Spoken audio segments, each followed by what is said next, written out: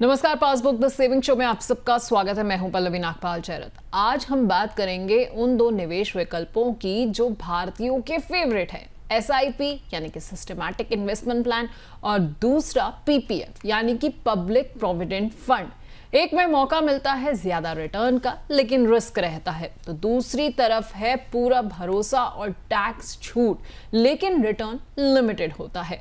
तो चलिए जानते हैं कि आपकी जरूरत के मुताबिक एसआईपी बेहतर है या फिर पीपीएफ। तो आज के शो में हम इसी बारे में चर्चा करने जा रहे हैं।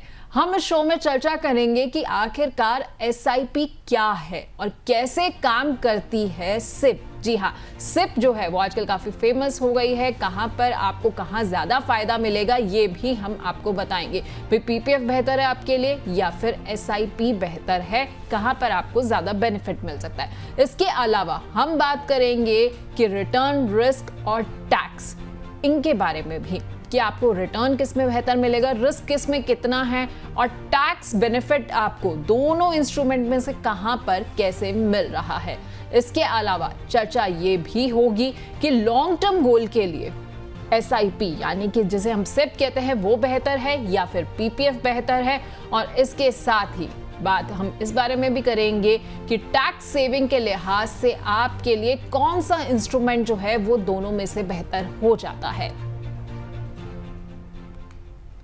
तो चर्चा की शुरुआत करेंगे, लेकिन उससे पहले यह जानते हैं कि अदिति और उसकी बहन रिया ने दोनों इंस्ट्रूमेंट में से किसे चुना, एसआईपी को चुना या फिर पीपीएफ को।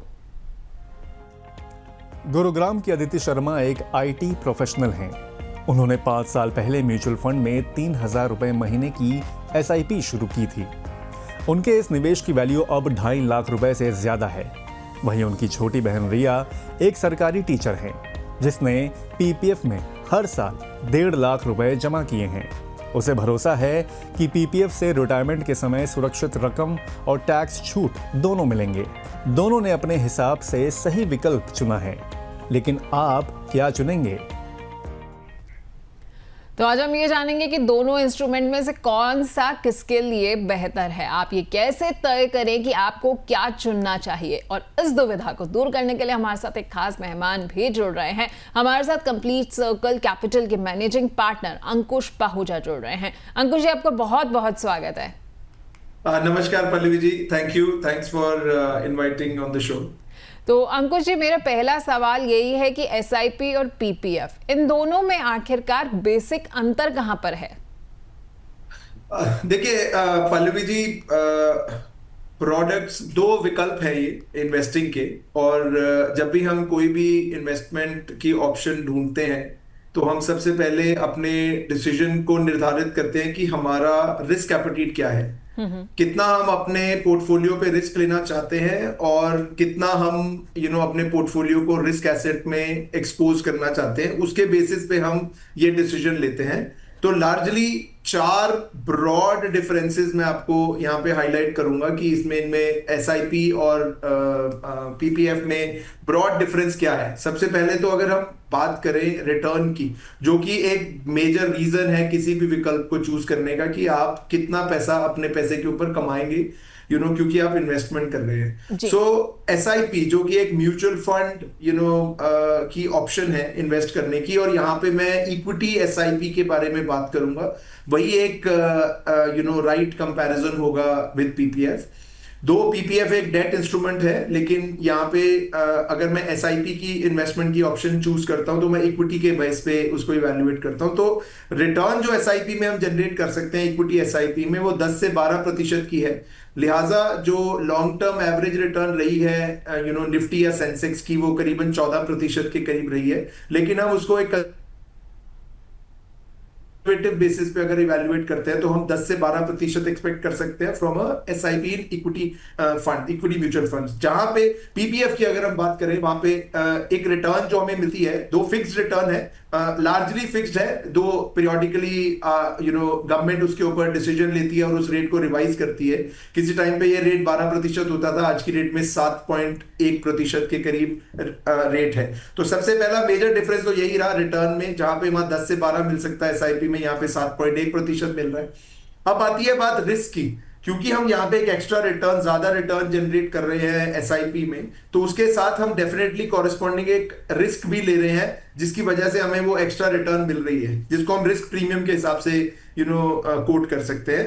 जो रिस्क जो है इक्विटी एसआईपी में वो कंप्लीटली है, लेकिन क्योंकि हम यहाँ पे एक लंबी अवधि की बात कर रहे हैं जो कि 10 से 15 साल की अवधि है, अगर हम पीपीएफ के साथ कंपेयर करें तो वो भी रिस्क बहुत मिटिगेट हो जाता है, बहुत लो हो जाता है। लेकिन on the face of it मैं बोलूंगा तो इक्विटी एसआईपी का जो रिस्क है वो बहुत मेजर है, वो ज्यादा हाई है। वेयर एज क्योंकि एक पीपीएफ एक गवर्नमेंट गारंटीड स्कीम है, उसके अंदर हम ये कहना बिल्कुल गलत नहीं होगा कि उसके अंदर जीरो रिस्क है। उसके लिए यहाँ पे पीपीएफ एक एक्स्ट्रा एडिशनल पॉइंट गेन करता है। अगली हम बात करेंगे लॉक इन की। इक्विटी म्यूचुअल फंड में एक्सेप्ट जो हमारा टैक्स सेविंग म्यूचुअल फंड होता है ईएलएसएस, उसके अलावा कोई लॉक इन नहीं होता है। उसके अंदर कुछ एग्जिट लोड्स होते हैं जो स्कीम पे डिपेंड करते हैं, जो हम इन्वेस्ट करते हैं। वेयर एज पीपीएफ में हमारा 15 साल का मिनिमम लॉक इन है और हम 7 साल के बाद कुछ पार्शियल विड्रॉ कर सकते हैं। कुछ पैसा जो हमने निवेश किया है उसका हम कुछ पोर्शन विड्रॉ कर सकते हैं 7 फाइनेंशियल ईयर्स के बाद। ये ब्रॉड 3 डिफरेंसेस मैंने बताए। और अब मैं बात करूंगा last but not the least taxation की। जो इक्विटी एसआईपी है उसके ऊपर टैक्सेशन इक्विटी के तौर पे करी जाती है, जो कि लॉन्ग टर्म कैपिटल गेन 12.5% और शॉर्ट टर्म कैपिटल गेन 20% पे काउंट होता है, और इसके अंदर 1.25 लाख रुपए की रिबेट भी हमें दी जाती है। वेयर एज जो हमारा पीपीएफ का जो रिटर्न है वो completely tax free status enjoy करता है। ये ब्रॉड 4 डिफरेंसेस मैंने आपको यहाँ पे हाईलाइट करे हैं जो कि किसी भी निवेशक को इंपैक्ट करेंगे। ठीक है, तो ये ब्रॉड 4 जो डिफरेंस है वो दोनों इंस्ट्रूमेंट्स में रहते हैं, जैसा कि अंकुश जी ने आपको बहुत अच्छे से समझा दिया। Return, risk, lock in period और टैक्स, ये चारों फैक्टर्स जो है वो काफ़ी ज़्यादा इम्पैक्ट करते हैं जब भी आप ये सोचते हैं कि मुझे किस इंस्ट्रूमेंट में इन्वेस्ट करना है। तो अंकुश, अगर मैं लॉन्ग टर्म के लिहाज से बात करूं, क्योंकि जब भी हम पीपीएफ का जिक्र करते हैं तो वो लॉन्ग टर्म इन्वेस्टमेंट है, जैसा कि अभी आपने भी बताया कि 15 साल का जो है इसमें लॉक इन रहता है। अगर मैं सिमिलर कैटेगरी में जाती हूँ और अगर मैं बात करती हूँ सेम टाइम ऑफ पीरियड जो है, अगर हम इक्विटी को भी दे रहे हैं तो उसमें हमें कितना रिटर्न मिल सकता है? 10 से 12% तो अमूमन मिलता ही है अगर हम थोड़ा सा 7 साल 10 साल में जाते हैं। लेकिन अगर हम दोनों की टाइम पीरियड बराबर ले लेते हैं, पीपीएफ भी 15 साल और मैंने अगर इक्विटी में भी लगातार 15 साल किया, ऐसे में कितना जो है रिटर्न मुझे मिल जाएगा और रिस्क कितना जो है वो दोनों में तब काउंट होता है? जैसा खैर पीपीएफ का तो आपने बता ही दिया कि जीरो रिस्क है। बिल्कुल यस। जिस तरीके की अवधि की हम बात कर रहे हैं ना पल्लवी जी, तो उस अवधि में मेरे हिसाब से अगर किसी भी निवेशक का जो रिस्क पोर्शन है वो अच्छा है, वो थोड़ा सा एक्स्ट्रा एडवेंचरस है, रिस्क लेना चाहता है या रिस्क ले सकता है, तो उसके लिए एक एसआईपी एक बहुत बेहतर विकल्प बनता है। और हम रिटर्न की बात करें तो 15 साल के निवेश के नजरिए से आप कम से कम 15-16% भी एक्सपेक्ट कर सकते हैं, जो कि पीपीएफ से मोर देन डबल है जी। Whereas क्योंकि जो पीपीएफ है आज की तारीख में वो 7.10% के करीब उसका रेट चल रहा है, दो को टैक्स फ्री है, और लेकिन ये रिवाइज होते रहते हैं रेट। कोई समय था जब आप 10-11% भी पीपीएफ में रेट होता था, आज की रेट में वो ड्रॉप होता, क्योंकि आप अंडरस्टैंड करिए ये एक लाइबिलिटी है गवर्नमेंट के ऊपर। गवर्नमेंट इसके ऊपर एग्जेम्प्ट का स्टेटस देती है। क्योंकि आपको जब आप निवेश करते हैं तो आपको टैक्स बेनिफिट मिलता है, जो आप ब्याज कमाते हैं उसके ऊपर आपको कोई टैक्स नहीं देना पड़ता, जब आप उसका विड्रॉल लेते हैं तो आप उसके ऊपर कोई टैक्स नहीं देते। हेंसफोर्थ कंप्लीटली ये एक एडिशनल फैसिलिटी है जो गवर्नमेंट आपको दे रही है, और इसको पूरे तरीके से चलाना गवर्नमेंट के लिए भी एक लाइबिलिटी बन जाता है।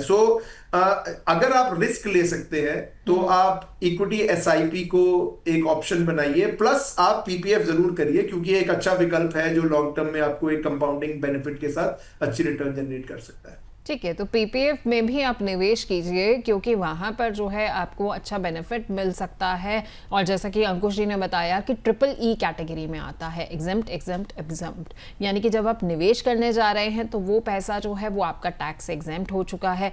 इसके अलावा जो आप ब्याज कमा रहे हैं ड्यूरिंग दिस 15 साल के पीरियड में, वो भी आपका एग्जेम्प्टेड है। जब आप इसको सबको पैसे को विड्रॉ करेंगे, यानी कि जब आप अपनी मूल राशि को विड्रॉ कर रहे हैं और इसके अलावा जितना भी आपने ब्याज पूरे 15 साल में कमाया है उसको विड्रॉ करेंगे तो वो सारी चीज़ें टैक्स से एग्जेम्प्टेड रहेंगी, ये इसका बेनिफिट रहता है। लेकिन इक्विटी को भी आप इग्नोर नहीं कर सकते हैं लॉन्ग टर्म के लिहाज से। बेशक रिस्क ज़्यादा है, हम कभी मना नहीं करते कि इसमें रिस्क नहीं रहता है, लेकिन आप ये सोचिए कि रिटर्न लगभग 2 गुना है। कहाँ पे 7-8% आपको मिल रहा है, कहाँ पे आप 15-16% तक कमा सकते हैं। लेकिन अंकुश जी, मैं थोड़ा डिटेल में ना आपसे समझना चाहूंगी म्यूचुअल फंड से जुड़े हुए टैक्स के जो कैलकुलेशंस है, LTCG हो गया, STCG हो गया, क्योंकि जब भी हम सिप करते हैं तो इसमें टैक्सेशन कैसे लगता है। आपने PPF का तो हमें पूरा अच्छे से समझा दिया, थोड़ा LTCG STCG के बारे में भी बताइए।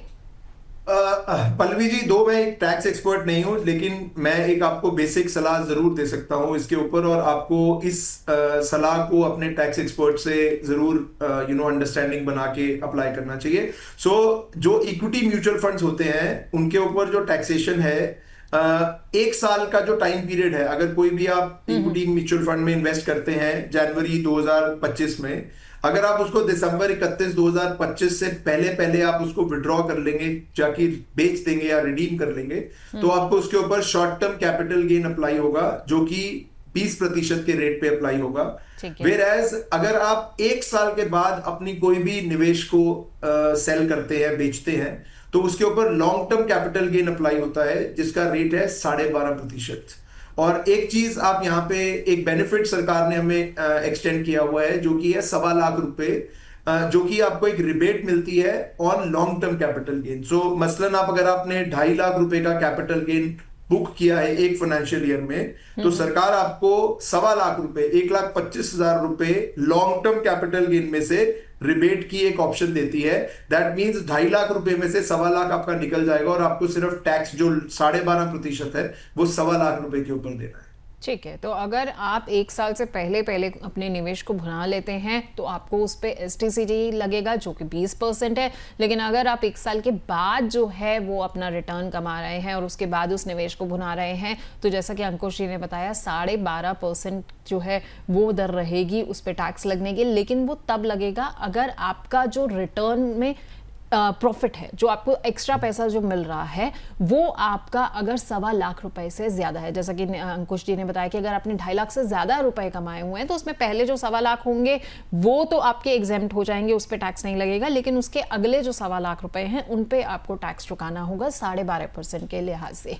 खैर, इस बीच में अंकुश जी, हमारे पास कुछ दर्शकों के सवाल जो है वो आ गए हैं इसी मुद्दे से जुड़े हुए, तो कुछ सवालों को शामिल कर लेते हैं और उसके बाद अपनी चर्चा को आगे बढ़ाएंगे। पहला सवाल जो है वो भोपाल से सोनल मिश्रा का है। ये कह रही हैं कि मैं सालाना 1 लाख रुपए निवेश करना चाहती हूं, लेकिन SIP बेहतर है या फिर PPF? सोनल जी, सबसे पहले तो मैं आपको ये बोलूंगा कि आपको अपना रिस्क असेसमेंट करना बहुत जरूरी है। आप ये आइडेंटिफाई करें कि आप कितना जोखिम झेल सकते हैं। उसको करने के लिए आपको एक प्रोफाइलिंग का प्रोसेस यूज करना पड़ेगा, जो कि आपका फाइनेंशियल एडवाइजर आपको दे सकता है। तो लेकिन अगर आप फाइनेंशियल एडवाइजर को नहीं अप्रोच करना चाहती है, आपने सेल्फ डिसीजन लेना चाहती हैं, तो बेहतर विकल्प ये रहेगा कि आप 50-50 कर लीजिए। अपने 1 लाख रुपए में से 50,000 रुपए अपने PPF में डालिए, जिसकी लिमिट 1.5 लाख रुपए है, तो बैलेंस 50,000 आप अपनी SIP में डाल सकते हैं, जो कि अगर आप टैक्स सेविंग के लिए करना चाहते हैं तो आप अपना कोई भी अच्छा ELSS fund, equity link saving scheme fund आप चूज कर सकते हैं, जो आपको टैक्स बेनिफिट भी देगा और प्लस इक्विटी का एक्सपोजर भी देगा। ठीक है, तो आई होप सोनल जी आपको जो है वो समझ आ गया होगा। हालांकि आपने ये नहीं बताया कि आपका रिस्क एपेटाइट कितना है, लेकिन अंकुश जी ने आपको बता दिया है कि आपको अगर नहीं समझ आ रहा कि भाई आपका रिस्क एपेटाइट आखिरकार कितना है या आप इसको कैसे असेस करें, तो सिंपल तरीका है 50-50% दोनों इंस्ट्रूमेंट्स में निवेश कर सकती हैं आप। अगला सवाल जयपुर से हर्ष अग्रवाल का है। ये कह रहे हैं कि अगर मार्केट गिरती है तो क्या SIP में नुकसान भी हो सकता है? डेफिनेटली हर्ष जी, जैसे कि मैंने बताया कि ये एक रिस्क इन्वेस्टमेंट है। इसके अंदर अगर हम ज्यादा रिटर्न की बात कर रहे हैं तो उसमें हम रिस्क भी डेफिनेटली इक्वल लेते हैं। तो जैसे जैसे मार्केट में गिरावट या बढ़त आती है, वैसे वैसे आपकी इन्वेस्टमेंट के ऊपर इम्पैक्ट आता है। लेकिन इसमें एक चीज आपको जरूर ध्यान रखनी चाहिए, और इसमें एक बेहतरी की बात है कि जो फंड मैनेजर है वो आपके जोखिम को बैलेंस करके चलते हैं। आपके पोर्टफोलियो में कुछ large cap, small cap, mid cap का एक अच्छा ब्लेंड या मिक्सचर बना के वो पोर्टफोलियो को क्रिएट करते हैं, ताकि जो कि शॉर्ट टर्म में जो मार्केट में वॉलेटिलिटी आती है उसको मैनेज करने में वो हेल्प करता है। इम्पैक्ट तो जरूर आता है, लेकिन वो मार्केट से हो सकता है कम आए आपकी इन्वेस्टमेंट पे। ठीक है। और अगला सवाल जो है वो जम्मू से दिनेश कॉल का है। ये कह रहे हैं कि पीपीएफ में 15 साल के लॉक-इन से इन्हें डर लगता है, तो क्या कोई फ्लेक्सिबल विकल्प है? अंकुश जी, ये बड़ा दिलचस्प सवाल है। कोई ऐसा भी विकल्प है जो ट्रिपल ई एग्जेम्प्टेड आज भी हो? देखिए दिनेश जी, विकल्प तो ढूंढने से कुछ विकल्प हम आइडेंटिफाई कर सकते हैं जो कि may be triple E status के ना हो, लेकिन उसमें कुछ टैक्स एग्जेम्पशन हमें मिल सकती हैं। लेकिन बात यह है सर, देखिए लाइफ में कुछ भी ऐसा नहीं है जो कि शॉर्ट टर्म में हमें मिल सके। तो अगर आपको लॉन्ग टर्म में बेटर वेल्थ क्रिएट करनी है तो आपको उसको समय देना बहुत जरूरी है। तो 15 साल का जो समय है वो एक ऑप्टिमम टाइम है जिसमें आपकी कंपाउंडिंग आपके पोर्टफोलियो में आपको कंप्लीटली बहुत हेल्प करती है, और आपको इस 15 साल से डरना नहीं चाहिए। वेराज आपको अपने पोर्टफोलियो का डिस्ट्रीब्यूशन बेहतर तरीके से करना चाहिए, ताकि आपके पास कुछ पैसा जो है वो शॉर्ट टर्म में अवेलेबल हो, कुछ पैसा मीडियम टर्म के लिए और हो, कुछ पैसा लॉन्ग टर्म में आप निवेश करें, जो कि आप पीपीएफ में कर सकते हैं। इस तरीके से आप अपनी रिक्वायरमेंट भी फुलफिल कर लेंगे और प्लस आपका कंपाउंडिंग भी अच्छे से हो जाएगा। ठीक है, तो दिनेश जी, आपको डरना नहीं है, बल्कि आपको क्या करना है कि अपने निवेश सलाहकार की ज़रूर एक बार सलाह लीजिए। और अगर अब तक आपने किसी से सलाह नहीं ली है तो हम अपने तमाम दर्शकों से ये ज़रूर कहना चाहेंगे कि हम यहाँ पर जो आपको शो में चीज़ें बताते हैं वो आपकी जानकारी के लिए होती है, लेकिन आपके रिस्क एपेटाइट, आपकी उम्र के हिसाब से, जोखिम उठाने की क्षमता के हिसाब से, या आप कितना रिटर्न चाहते हैं, आपके लक्ष्य क्या हैं, उन सब के हिसाब से जो है आपका पोर्टफोलियो अलग ही हो सकता है। इसलिए हम सबसे गुजारिश ज़रूर करते हैं कि आप अपने निवेश सलाहकार की मदद जरूर लीजिए, ताकि वो आपके लक्ष्यों के अकॉर्डिंगली, आपके जोखिम उठाने की क्षमता के अकॉर्डिंगली जो है वो ये आइडेंटिफाई कर पाए कि कौन सा इंस्ट्रूमेंट आपके लिए बेहतर साबित हो सकता है। खैर अंकुश जी, मैं आपके पास वापस लौटूंगी, लेकिन इस बीच में मेरे साथ मेरे सहयोगी अभिषेक जुड़ रहे हैं, जो आपको कुछ चीजें बताने जा रहे हैं। देखिए, एसआईपी हो, पीपीएफ हो, दोनों के अपने अपने कुछ फायदे भी होते हैं, कुछ सीमाएं भी होती हैं। तो दोनों में आखिरकार अंतर कहां पर आता है, ये बता रहे हैं Abhishek. Thank you Pallavi. Systematic investment plan हो या फिर पब्लिक प्रॉविडेंट फंड, दोनों ही एक तरह से निवेश के जो ऑप्शन है बहुत ही बेहतर ऑप्शन होते हैं, लेकिन दोनों में की डिफरेंसेस हैं। उन दोनों की अपनी अपनी खासियतें हैं, अपने अपने फीचर्स होते हैं। तो चलिए एक एक करके उनके बारे में डिस्कस करते हैं। जैसे कि आप स्क्रीन पर देख सकते हैं, एसआईपी की अगर बात करें तो म्यूचुअल फंड आधारित होती है। म्यूचुअल फंड बेस्ड एसआईपी एक जरिया होता है म्यूचुअल फंड में एक तरह से निवेश करने का, और ये मार्केट लिंक्ड होता है। वहीं पीपीएफ की अगर बात करें तो एक गवर्नमेंट बैक्ड एक तरह से सेविंग स्कीम होती है जिस पे आप निवेश कर सकते हैं। अनुमानित रिटर्न की अगर बात करें तो फिर एसआईपी में आपको सालाना 10 से 14% का एनुअलाइज रिटर्न एक तरह से मिल सकता है, क्योंकि ये मार्केट लिंक्ड होते हैं और इसमें वोलेटिलिटी के समय इसमें थोड़ा सा अनुमानित रिटर्न में उतार चढ़ाव भी हो सकता है। वहीं पीपीएफ की बात करें तो 7.1% का एक तरह से इसमें आपको रिटर्न जो सालाना जो ब्याज होता है वो 7.1% का जो होता है वो मिलता है आपको, और ये जो ब्याज होता है वो पूरी तरह से टैक्स फ्री होता है।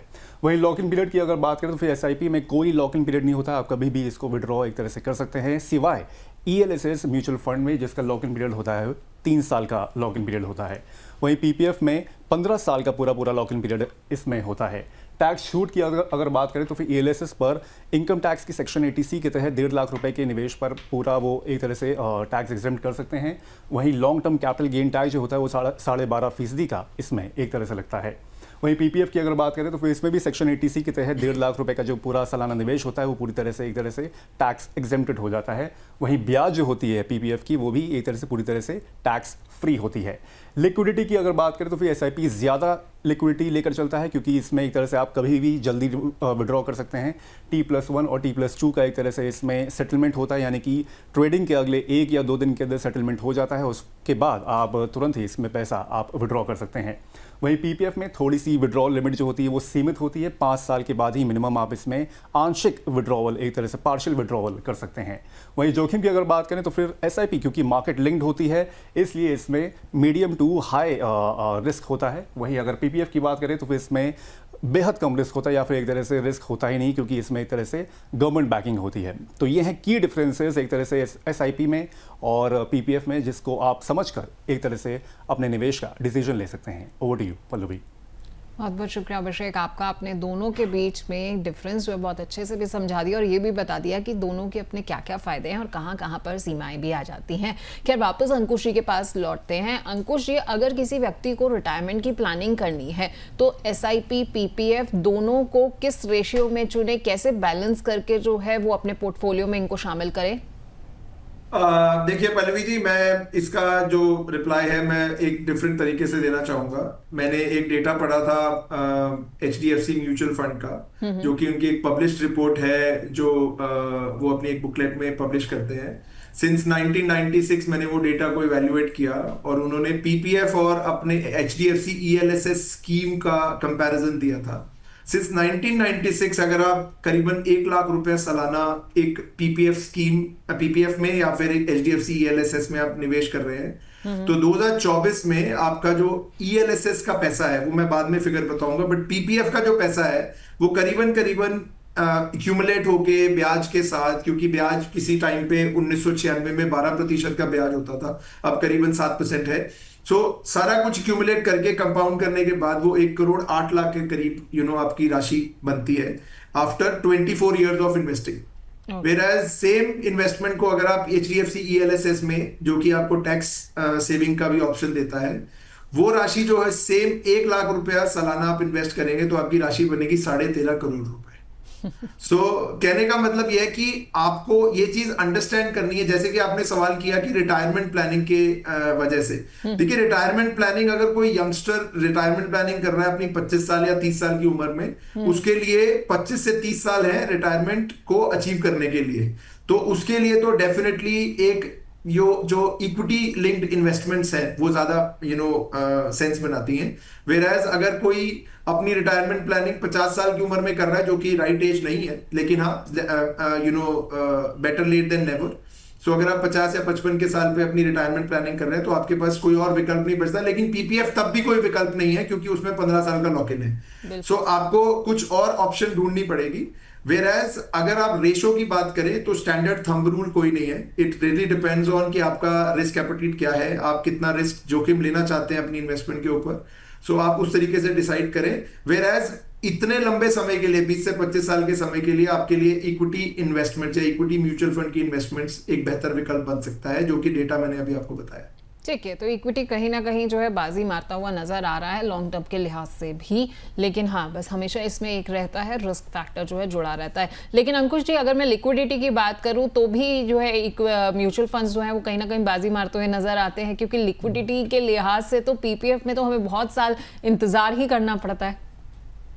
डेफिनेटली अगर आप अपने पैसे के ऊपर, क्योंकि एक लोन की ऑप्शन अवेलेबल होती है किसी भी PPF अकाउंट में, तो अपने पैसे के ऊपर आप ब्याज देके लोन उठाएंगे तो क्या फायदा। यही बेनिफिट है इक्विटी में जो म्यूचुअल फंड्स हैं उसमें आप लिक्विडिटी ले सकते हैं। T+2 के ऊपर आपका विड्रॉल अवेलेबल है। अगर आपने विड्रॉ नहीं करना, अपनी कंपाउंडिंग को इंपैक्ट नहीं करना, तो लोन अगेंस्ट सिक्योरिटीज आपको मिल सकता है। तो बहुत सारे ऐसे विकल्प हैं जो आप क्रिएट कर सकते हैं। और अगर आप अपने पोर्टफोलियो को जब क्रिएट करेंगे, एक बैलेंस तरीके से क्रिएट करेंगे कि आप शॉर्ट टर्म, मीडियम टर्म और लॉन्ग टर्म के लिए डिस्ट्रीब्यूट करके अपने पैसे को डिवाइड करेंगे, तो आपको लिक्विडिटी की कभी जरूरत ही नहीं महसूस होगी। आप अपना शॉर्ट टर्म पैसा आप कंजम्पशन के लिए यूज करिए और लॉन्ग टर्म पैसे को कंपाउंड होने दीजिए। ठीक है। खैर अंकुश जी, इस बीच में हमारे पास कुछ और सवाल हमारे दर्शकों के आ गए हैं, तो कुछ और सवालों को शामिल कर लेते हैं। अगला सवाल जो है वाराणसी से अंशुल गुप्ता का है। ये जानना चाहते हैं कि PPF में क्या 15 साल से पहले जो है पैसा विड्रॉ किया जा सकता है? हाँ जी अंशुल जी, आप 7 साल के बाद अपने PPF अकाउंट में से पार्शियल विड्रॉल कर सकते हैं। प्लस आप किसी भी समय अपने PPF अकाउंट के अगेंस्ट लोन भी ले सकते हैं। सो ये ऑप्शन आपके लिए अवेलेबल है। 15 साल के बाद आपको टोटल पैसा वापस मिल जाता है। सो ऑप्शंस अवेलेबल है, बट पार्शियल लिक्विडिटी है, पूरी लिक्विडिटी नहीं है। आपको वहां पे पूरा पैसा नहीं मिलेगा। आप अकाउंट क्लोज भी नहीं कर सकते बिफोर कंप्लीशन। ठीक है अंशुल जी, तो 15 साल से पहले जो है वो आप पूरा तो खैर विड्रॉ नहीं कर सकते, जैसा कि अंकुश जी ने बताया। पार्शियल विड्रॉ की फैसिलिटी जो है वो आपको मिलती है, या फिर अपने PPF अकाउंट के अगेंस्ट जो है आप लोन ले सकते हैं। इसके अलावा अगला सवाल जो है कोची से रेखा नायर का है। ये कह रही है कि PPF और ELSS जब दोनों ही ATC में आते हैं तो इनके लॉक इन पीरियड में इतना अंतर क्यों आ जाता है? देखिए रेखा जी, जो ईएलएसएस स्कीम्स है उसके अंदर एक रिस्क प्रीमियम अटैच्ड है जो कि इक्विटी मार्केट का रिस्क है। इसलिए उसको, क्योंकि आप वो रिस्क प्रीमियम लेने के लिए अग्री हुए हैं, इसीलिए उसका जो लॉक इन है वो कम है। वेयर एज आपको जीरो रिस्क दिया जाता है एक पीपीएफ अकाउंट में। 15 साल के लिए आप पैसा देंगे तो सरकार अपनी लॉन्ग टर्म इंफ्रा प्रोजेक्ट्स में वो पैसा इन्वेस्ट करेगी, तो इसीलिए उसमें लॉक इन ज्यादा है, क्योंकि वहां पे जीरो रिस्क है और प्लस गवर्नमेंट को अपने फाइनेंसेस को मैनेज करने के लिए एक सफिशिएंट टाइम मिल जाता है। ठीक है, और इसके अलावा अगला सवाल भुवनेश्वर से तान्या मिश्रा का है। ये कह रही है कि अगर किसी की इनकम अनियमित है तो क्या पीपीएफ जो है वो सही विकल्प रहता है? देखिए, पीपीएफ की अपनी लिमिटेशंस हैं तान्या जी। आपको 1,50,000 का ही निवेश करना अलाउड है पर पैन पर ईयर।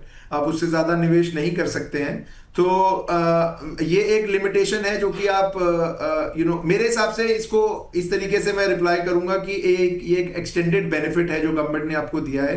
तो आप अगर आपके पास इनकम है, आपके पास पैसा है, तो आप डेफिनेटली इस विकल्प को यूज करें, अपने पैसे को वहां पे डालें और एक सेपरेट किटी क्रिएट करें जो कि आप अदर इन्वेस्टमेंट्स के साथ साथ आप कर सकते हैं। ठीक है अंकुश जी, आखिर में मैं आपसे ये समझना चाहूँगी कि एसआईपी और पीपीएफ दोनों में अगर हमें साथ में निवेश करना है, और आप मुझे थोड़ा अलग अलग एज कैटेगरी के हिसाब से भी बता दीजिएगा। सबसे पहले हम शुरुआत करते हैं कि कोई एक यंग इन्वेस्टर है, 20-25 साल का है, या फिर एक कोई इन्वेस्टर ऐसा है जो थोड़ा मिडिल एज की तरफ बढ़ रहा है 40 के आसपास, और उसके अलावा जो रिटायरमेंट के क्लोज हो 50-60 के हो, तो उन लोगों को किस तरीके से जो है दोनों इंस्ट्रूमेंट्स में निवेश करना चाहिए? अपने इन्वेस्टमेंट का कितना प्रोपोर्शन जो है वो लेना चाहिए, कितनी रेशियो में इन्वेस्टमेंट करना चाहिए? देखिए, बहुत अच्छे से कैटेगराइज किया आपने तीनों निवेशक को। जो यंगस्टर्स हैं उनके लिए तो दोनों विकल्प एक अच्छा बून है, क्योंकि जब भी हम एक अग्रेसिव इन्वेस्टर की भी बात करें तो उसके लिए कुछ प्रतिशत हम छोड़ते हैं जो कि आप डेट या सेफ एसेट में आपको डालना चाहिए, क्योंकि सारा का सारा पैसा आपको रिस्क एसेट में नहीं डालना चाहिए। जो आपका सेफ इन्वेस्टमेंट है वो आप पीपीएफ में अपने लॉन्ग टर्म गोल्स को अचीव करने के लिए भी डाल सकते हैं, may be 10 to 15%, not more. So एक यंग निवेशक 15% तक अपने, ऐसा इसका कोई थंब रूल नहीं है, मैं आपको एक एक्सपीरियंस बेसिस पे मैं आपको एक परसेंटेजेस बता रहा हूँ। अगर आप एक मिडिल एज इन्वेस्टर की बात करें तो डिपेंड करता है कि उसके पास करंट धनराशि कितनी है, वो कितना कॉर्पस ऑलरेडी एक्यूमुलेट कर चुका है। क्योंकि अगर आप 40-45 साल के लिए भी किसी एज पे भी किसी निवेशक को देखेंगे तो 15 साल का उसका लॉक इन 60 साल की एज करा देगा उसकी। सो अगर उसके पास एक अच्छा कॉर्पस क्रिएटेड है तो फिर तो उसके लिए 15 साल का लॉक इन कोई ज्यादा बड़ी बात नहीं है। लेकिन अगर कॉर्पस नहीं है तो इतना पैसा लॉक इन करने का कोई सवाल नहीं पैदा होता। सो आपको ओपन एंडेड इन्वेस्टमेंट्स को ही एक ऑप्शन बनाना चाहिए। जो निवेशक रिटायरमेंट के नजदीक है उनके लिए पीपीएफ बिल्कुल एक विकल्प नहीं है। उनके लिए 15 साल का लॉक इन नहीं करना चाहिए, उनको सारी की सारी अपनी इन्वेस्टमेंट्स ओपन एंडेड रखनी चाहिए। और कितना पैसा रिस्क एसेट में डालना चाहिए ये कंप्लीटली एक रिस्क प्रोफाइलिंग और एक बहुत गहन डिस्कशन के बेसिस पे डिसाइड करना चाहिए, क्योंकि it is not one size fits all. ये एक इंडिविजुअल का एक टेलर मेड प्रोडक्ट और फिटमेंट और एलोकेशन बनाने की जरूरत है। यहाँ पे ऐसे रैंडमली एलोकेशन करना एक सही चीज नहीं होगी। बिल्कुल, रैंडम एलोकेशन जो है वो नहीं हो सकता है। ये बहुत अच्छे से आपने जो है हमें समझा दिया है। अंकुश जी ने जैसे आपको बताया, एक यंगस्टर जो है उसके पास तो क्या है दोनों विकल्प हैं, लेकिन चूंकि आपके पास वक्त ज़्यादा रहेगा तो आप एसआईपी जो है उसमें थोड़ा सा अपना कंट्रीब्यूशन ज़्यादा रखिए। मिडिल एज व्यक्ति पे जो है काफ़ी हद तक निर्भर करता है कि अब तक उसने कितना कॉर्पस इकट्ठा कर लिया। अगर कॉर्पस है 40-45 साल के हैं तो अगर आप पीपीएफ में भी थोड़ा सा पैसा डाल देंगे तो उसमें कोई प्रॉब्लम आपकी नहीं होगी, देर नहीं हुई है। लेकिन अगर ऐसा है कि भाई अभी तक आपने ज़्यादा निवेश की शुरुआत नहीं की थी तो 15 साल के लिए लॉक इन करना अब जो है पैसा वो समझदारी नहीं रहेगा। और रिटायरमेंट के जो क्लोज लोग हैं उनके लिए तो पीपीएफ सही नहीं है, क्योंकि 15 साल का लॉक इन है तो कहीं ना कहीं ये आपके लिए दिक्कत हो जाएगी कि 15 साल जो है वो आपका पैसा एक जगह पर स्टक हो जाएगा। तो इसलिए आपके लिए बेहतर, जैसा कि अंकुश जी ने बताया, ओपन एंडेड फंड जो है वो ले सकते हैं जिनमें जो है लिक्विडिटी बेसिकली बनी रहे, आप कभी भी अपना पैसा जो है वो निकाल सके। बहुत बहुत शुक्रिया अंकुश जी आपका। आपने ना बहुत अच्छे से हमें ये समझा दिया कि दोनों इंस्ट्रूमेंट्स में डिफरेंस जो है वो कहां पर आ जाता है और दोनों इंस्ट्रूमेंट्स को यूज करके कैसे जो है हम अच्छा रिटर्न हासिल कर सकते हैं। तो बहुत बहुत शुक्रिया आपका। Thank you Pallavi ji, thank you channel bonus. एक बात मैं एंडिंग नोट पे कहना चाहूंगा बिल्कुल कि जितना जितना ज्यादा कंपाउंडिंग को हम सपोर्ट करेंगे विद मोर टाइम, वो हमें उतनी ज्यादा रिटर्न्स जनरेट करके देगा, क्योंकि कंपाउंडिंग एक ऐसा फैक्टर है जो आपके इंटरेस्ट के ऊपर इंटरेस्ट, ब्याज के ऊपर ब्याज आपको जनरेट करके देता है। तो अगर आप बैलेंस्ड डिस्ट्रीब्यूशन करेंगे और कंपाउंडिंग को समय देंगे तो आप अपने गोल्स प्लस अपनी एक लार्ज वेल्थ क्रिएट कर सकते हैं। और शायद यही वजह है कि कंपाउंडिंग को जो है एट्थ वंडर भी कहा जाता है। यस यस, एब्सोल्युटली बिल्कुल बिल्कुल, बहुत बहुत शुक्रिया अंकुश जी आपका। थैंक यू, तो थैंक यू। इस चीज़ को आप भी हमेशा ध्यान रखिएगा कि कंपाउंडिंग का बेनिफिट जो है लेना ज़रूरी हो जाता है, लेकिन कंपाउंडिंग का आपको असली बेनिफिट ये तभी मिलता है जब आप निवेश जो है वो लंबे वक्त के लिए करते हैं। तो SIP हो या फिर PPF, फैसला आपका है। सिर्फ आपको बाजार से जुड़ने और संभावित रूप से ज़्यादा कमाई करने का मौका देती है, तो PPF से मिलता है भरोसा, सुरक्षा और टैक्स छूट। अपनी उम्र, वित्तीय लक्ष्य, जोखिम उठाने की क्षमता को जो है समझना ज़रूरी हो जाता है, परखना ज़रूरी हो जाता है। जब आप ये देख लेंगे कि भाई आपका रिस्क एपेटाइट कितना है, आप कितना जोखिम उठा सकते हैं, आपके गोल्स क्या है, तभी जो है आप अपने निवेश का फैसला ले पाएंगे। तो पासबुक द सेविंग शो में आज के लिए इतना ही। अगली बार आपसे फिर मिलेंगे एक नई फाइनेंशियल स्टोरी के साथ। तब तक आप बस इतना ध्यान रखिए कि समझदारी भरे अपने डिसीजन जो है वो लेते रहिए और निवेश जो है वो जरूर करते रहिए। बहुत बहुत शुक्रिया आप सबका।